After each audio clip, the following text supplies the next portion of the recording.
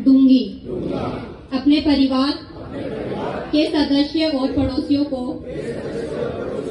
Fit व स्वस्थ different categories में, डिफरेंट इवेंट्स में गुरुकुल के अर्पित क्या भैया लो मोबाइल मैडम रामचंद्र बोरा जी जो हमारे विशिष्ट अतिथि है, उनको मोमेंटो भेंट कर रही है हमारे सहायक निदेशक प्रज्ञा सैनी जी। माता की आवाज तो ज्यादा बुलंद तो नहीं थी। यहाँ पर एक एनर्जी के साथ, एक ऊर्जा के साथ हम सब यहाँ पर आज इस कार्यक्रम में आए हैं, तो थोड़ा सा भारत माता की जय तो और बहुत जोरों से होना चाहिए। एक बार फिर से भारत माता की। आज फिट इंडिया वीक में हमारे बहुत ही लोकप्रिय सांसद साहब रामचरण जी बोरा जी, ये जो हमारे प्रिंसिपल सेक्रेटरी स्पोर्ट्स हैं हमारे पृथ्वीराज जी सांखला, हमारी पूजा सैनी जी, यहाँ विराजमान सभी जनप्रतिनिधिगण, यहाँ विराजमान हमारे वीरू सिंह जी भी हमारे पूर्व विधायक, हमारे सभी पार्षद बंधुओं और बहनों और सभी तीनों स्कूल से जो हमारे आज यहाँ पर पधारे हैं, सभी मैं स्टूडेंट्स को और सभी टीचर्स को भी बहुत बहुत बधाई दूंगी और बहुत बहुत शुभकामनाएं भी दूंगी कि आज बहुत ही महत्वपूर्ण दिन भी है और जो हमारा पूरा फिट इंडिया मूवमेंट जो है, इसमें मुख्य भूमिका निभाई हमारे प्रधानमंत्री नरेंद्र मोदी जी ने। वो हमेशा कहते हैं कि अगर हम लोग फिट नहीं होंगे तो हम लोग ठीक से ना तो कुछ काम कर सकेंगे, ना हम लोग देश को चला सकेंगे, ना हम लोग कुछ भी, चाहे पढ़ाई की बात करें, हम लोग किसी और काम की बात करें, अगर हमारा शरीर फिट नहीं होगा, तंदुरुस्त नहीं होगा, तो हम लोग किसी भी तरह से कुछ भी काम पूरी तरह से एक सफलतापूर्वक नहीं कर सकते। तो हम सबको ये जो हमको मोदी जी ने बात बताई है कि हमको फिट रहना है, हमारी दिनचर्या में कुछ ना कुछ फिटनेस का हमको करना ही चाहिए। चाहे हम लोग कोई स्पोर्ट्स में भाग लें, चाहे हम योग करें, चाहे हम अगर कुछ भी नहीं कर सकते तो कम से कम हम लोग वॉकिंग तो करें रोज। हम लोग कम से कम 5-6 किलोमीटर रोड चले, कुछ ना कुछ हमको हमारे स्वास्थ्य के लिए करना ही चाहिए, क्योंकि फिटनेस सबसे ज्यादा महत्वपूर्ण है। अगर हम लोग फिट होंगे तो हम बीमार नहीं पड़ेंगे, और बीमार नहीं पड़ेंगे तो हम लोग हमारा जीवन भी थोड़ा और लंबा हो जाएगा, क्योंकि सब कुछ कनेक्टेड है। अगर हमारी बॉडी फिट होगी तो हमारा माइंड भी फिट होगा, हर प्रकार की बीमारी आपसे दूर रहेगी। तो हमको सबको मिलकर इस फिट इंडिया मूवमेंट को सफलतापूर्वक करना है। सिर्फ एक हफ्ते की बात नहीं है, इसको हमारी दिनचर्या में, हमारे जीवन में अपनाना है।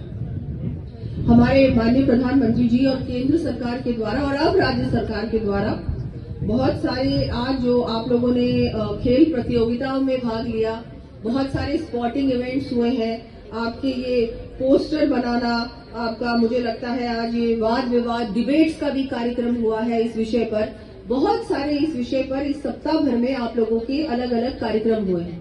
तो मैं सभी को जिन्होंने पार्टिसिपेट किया है, सभी स्टूडेंट्स को और स्कूल्स को बहुत बहुत शुभकामनाएं दूंगी, बधाई दूंगी कि आपने पार्टिसिपेट भी किया और आज हमारे बहुत सारे बच्चों को इनाम भी मिला है, तो उसके लिए भी बधाई आपको। ये जो हम लोग काम कर रहे हैं, ये सिर्फ आज का नहीं है, इसको हमको जैसा जितनी बार भी हम लोग इस बात को दोहराए उतना कम होगा। फिटनेस बहुत ज्यादा जरूरी है। हमने देखा हमारे प्रधानमंत्री जी कितने फिट हैं। अभी उन्होंने 11 दिन का अनुष्ठान किया, हमारा राम मंदिर का प्राण प्रतिष्ठा का कार्यक्रम था, आयोजन था, लेकिन 11 दिन उपवास करना आसान नहीं होता और वो एक दिन का काम नहीं होता। वो अपने जीवन में जो डिसिप्लिन है, अनुशासन, उस अनुशासन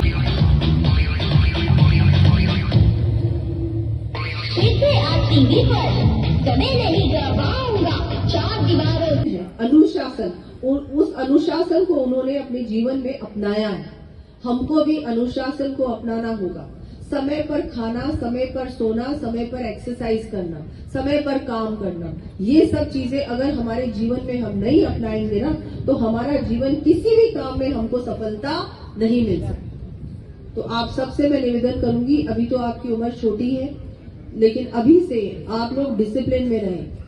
अब मैं भी कई बार किसी भी कार्यक्रम में जल्दी आ जाती हूँ, इसमें भी डिसिप्लिन का हाथ है, क्योंकि मेरे पिताजी सेना में थे, तो मैंने बचपन से देखा है कि टाइम बहुत इंपॉर्टेंट होता है। हम लोग अपने टाइम के लिए भी हमारा भी एक टाइम है जो वैल्यूबल है, और दूसरे का टाइम है वो भी वैल्यूबल है।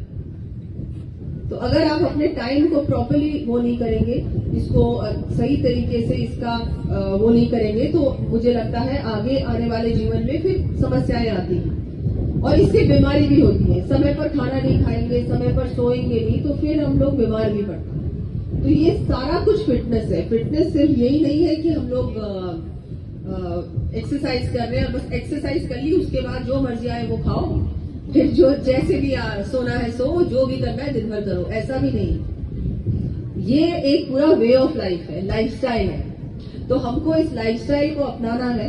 हमको हमारे जीवन में हर चीज को एक संतुलित तरीके से, बैलेंस तरीके से करना चाहिए।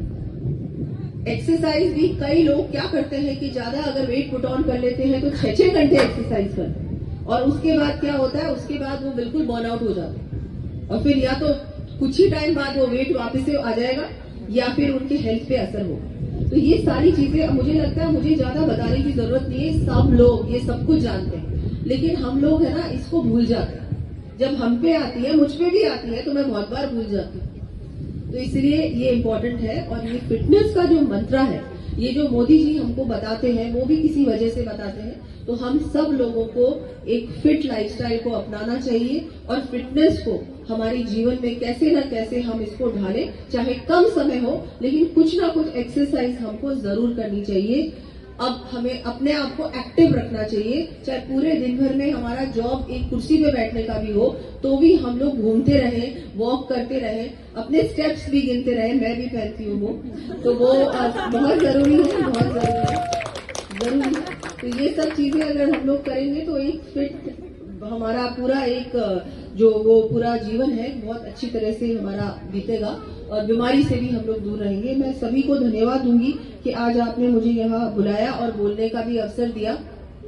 सभी स्टूडेंट्स को भी कि आप लोग भी अपने जीवन में फिटनेस को अपनाएं। और आजकल क्या हो गया, टीवी के सामने और एक कंप्यूटर और मोबाइल का जमाना आ गया है, तो सब लोग उसी में लगे हुए हैं। बच्चे भी आजकल बाहर जाके कुछ खेलते नहीं है। तो ये बहुत जरूरी है कि पेरेंट्स को भी ध्यान देना चाहिए, टीचर्स को भी ध्यान देना चाहिए कि बच्चे कम से कम 1 घंटा रोज कोई स्पोर्ट में भाग लें।